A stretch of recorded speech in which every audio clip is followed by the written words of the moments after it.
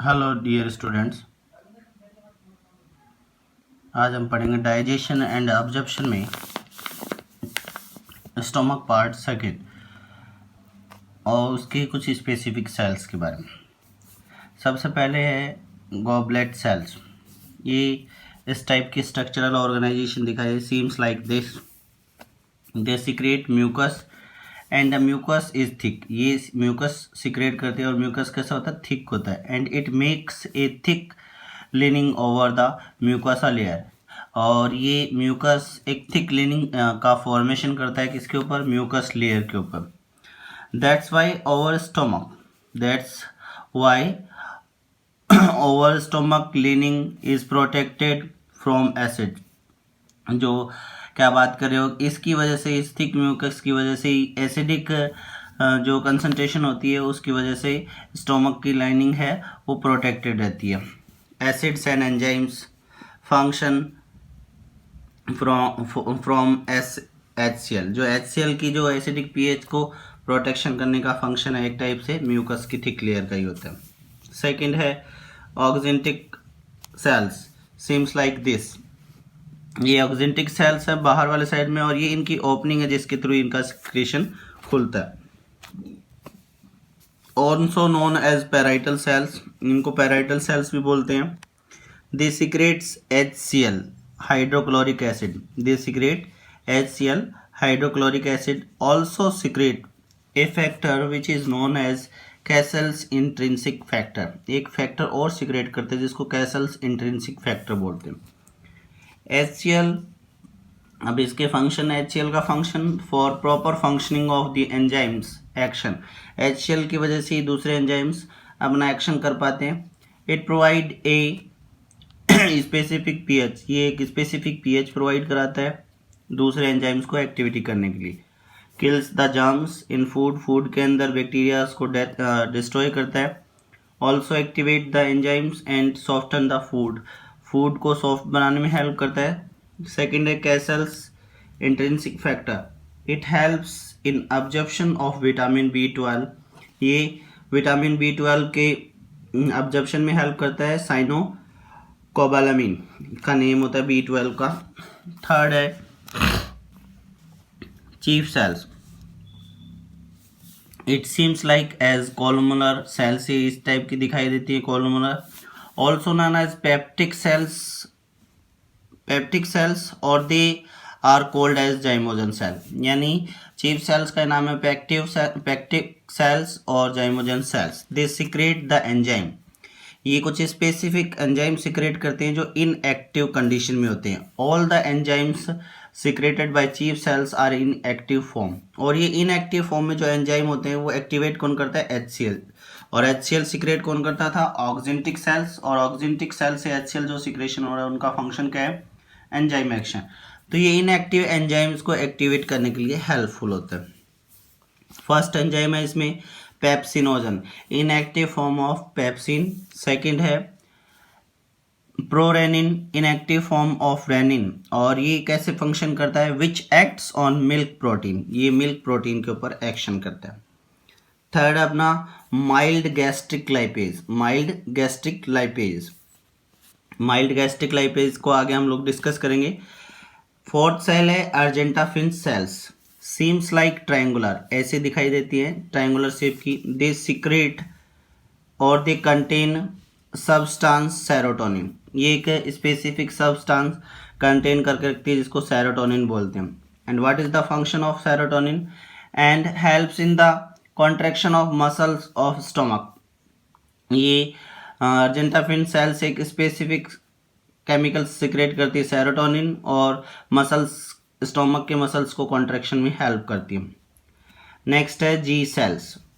They are endocrine cells होती है, secrete a local hormone called gastrin. ये एक स्पेसिफिक हार्मोन सिक्रेट करता है, गैस्ट्रिन बोला जाता है, लोकल हार्मोन बोलते हैं। Gastrin stimulate the secretion of all other cells of the gastric.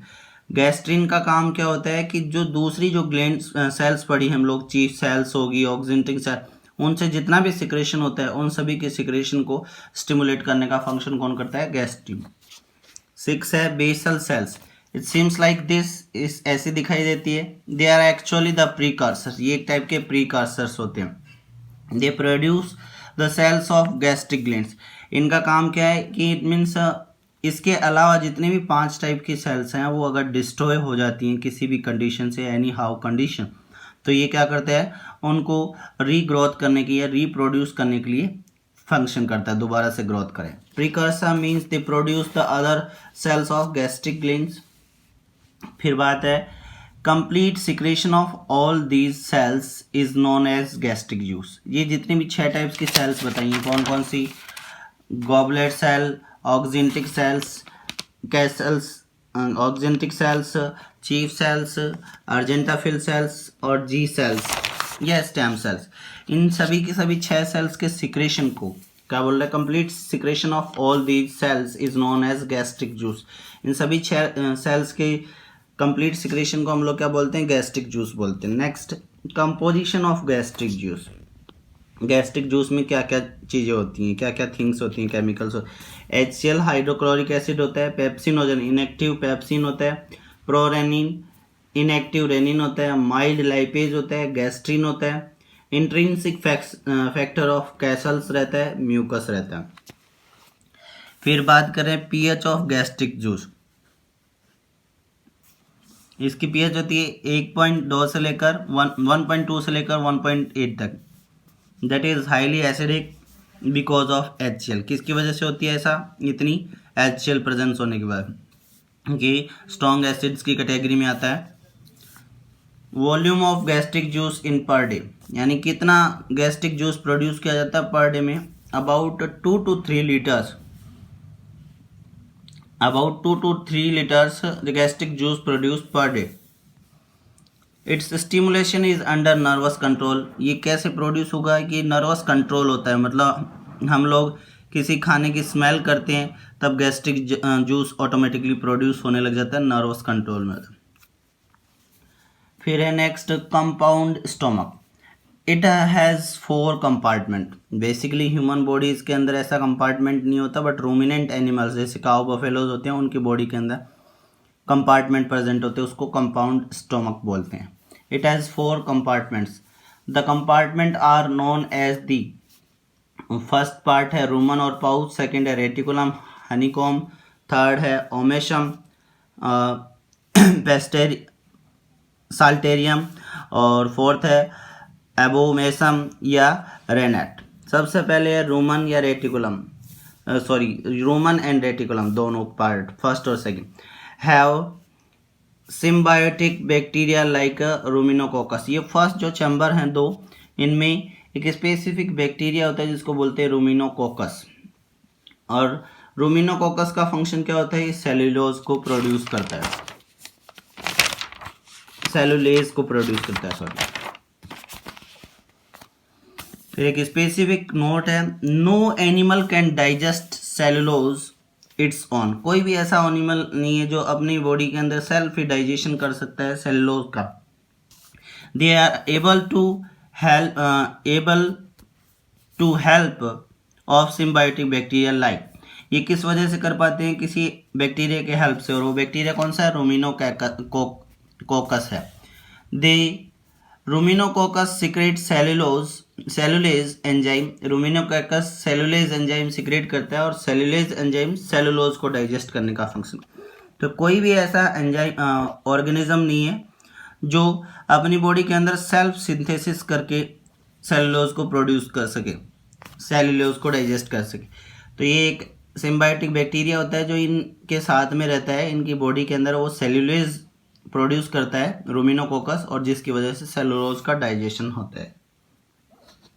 Next है ओमेसम, हेल्प्स इन सेकंड जो चैम्बर है इनका काम क्या होता है ओमेसम का, helps in absorption of bicarbonate